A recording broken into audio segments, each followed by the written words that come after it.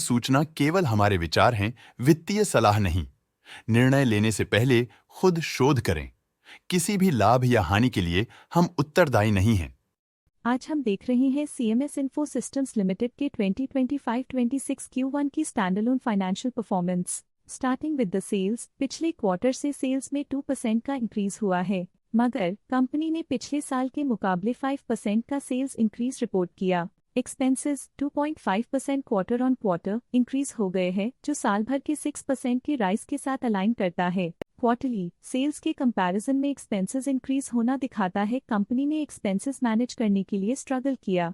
Company ने पूरी साल के दौरान चैलेंजेस का सामना किया। ऑपरेटिंग प्रॉफिट, जो पिछले साल के कंपैरिजन में 3% अप हुआ है, quarter on quarter around -0% decrease हुआ है। Operating profit margin OPM annual basis पे -0.5% से डिक्रीज हुआ है और पिछले क्वार्टर के कंपैरिजन में -0.5% से डिक्रीज हुआ है। एक्सेप्शनल आइटम्स को ऐड करके अदर इनकम पिछले क्वार्टर के कंपैरिजन में 26% बढ़ गई, बावजूद इसके ईयरली ग्रोथ 43% हुई है। इंटरेस्ट एक्सपेंसेस पिछले क्वार्टर से -10% डाउन हुआ, लेकिन ईयर ओवर ईयर इंक्रीज 6% हुआ है। डिप्रिशिएशन कॉस्ट में 4.5% का क्लाइम देखने को मिला और ईयरली बेसिस पे 15% का इंक्रीज देखा गया। प्रॉफिट बिफोर टैक्स एनुअली 3% बढ़ा, लेकिन प्रोसीडिंग क्वार्टर से 1% बढ़ा है। इस साल कंपनी ने 25.5% टैक्स पे किया और क्वार्टरली कंपनी ने 25.5% टैक्स पे किया है। नेट प्रॉफिट ने ईयर ऑन ईयर 3% का इंक्रीज दिखाया, लेकिन लास्ट क्वार्टर से 0% का इंक्रीज हुआ है।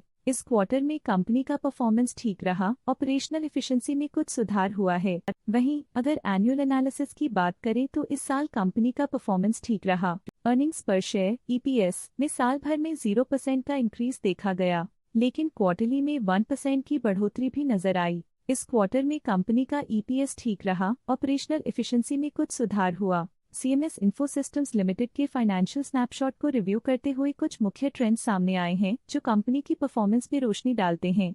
जून 2023 से जून 2025 तक CMS इन्फो सिस्टम्स लिमिटेड की फाइनेंशियल जर्नी में सबसे पहले बात करते हैं सेल्स की। इस साल सेल्स में 5% की वृद्धि हुई है और पिछले 3 सालों में 28% की वृद्धि हुई है, जो एक निरंतर अपवर्ड ट्रेंड को दर्शाता है। पिछले 2 साल से सेल्स लगातार बढ़ती जा रही है, जो मार्केट एक्सपेंशन और कंज्यूमर डिमांड में वृद्धि को दर्शाता है। अब बात करते हैं एक्सपेंसेस की। इस साल एक्सपेंसेस 5% बढ़े हैं और 3 सालों में 34.5% का इजाफा हुआ है। इस साल सेल्स और एक्सपेंसेस एक साथ बढ़ रहे हैं, जो बैलेंस्ड ऑपरेशनल अप्रोच को दर्शाता है। ऑपरेटिंग प्रॉफिट का सफर स्टेडीली ऊपर चढ़ रहा है, इस साल 5% की बढ़ोतरी के साथ और पिछले 3 सालों में 11% का नोटिसेबल राइज हुआ है। पिछले 2 साल से ऑपरेटिंग प्रॉफिट लगातार बढ़ रहा है, जो कॉस्ट मैनेजमेंट और ऑपरेशनल कुशलता को दर्शाता है। इस साल नेट प्रॉफिट में -8% की गिरावट हुई, लेकिन पिछले 3 सालों में 19% की बढ़ोतरी हुई है, जो कंपनी की मजबूती दिखाता है। इस साल नेट प्रॉफिट में आई कमी के बावजूद पिछले साल की पॉजिटिव वृद्धि एक अस्थायी मार्केट एडजस्टमेंट को दर्शाता है।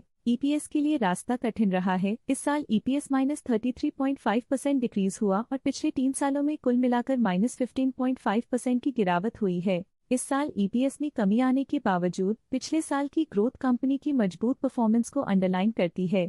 चलिए अब बात करते हैं शेयर होल्डिंग पैटर्न की। शेयर होल्डिंग रिपोर्ट्स कुछ इस प्रकार की हैं, जो के तक चलता है। ये रिपोर्ट कंपनी के शेयर्स की डिटेल्ड जानकारी देता है, जिसमें promoters, promoter groups, foreign investors, public investors और सरकारी एंटिटीज शामिल हैं। जब कंपनी के शेयर्स का अधिकतम हिस्सा प्रमोटर्स, FII, DII या गवर्नमेंट के पास होता है, तब ये माना जाता है कि कंपनी मजबूत हाथों में है, जो स्थिरता और मजबूत समर्थन को दर्शाता है और इस मार्केट की स्थिरता बनी रहती है।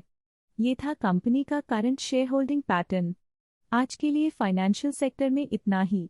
देखने के लिए धन्यवाद। स्टॉक लेटेस्ट न्यूज अपडेट के लिए चैनल को सब्सक्राइब करें और वीडियो को लाइक एंड शेयर करें।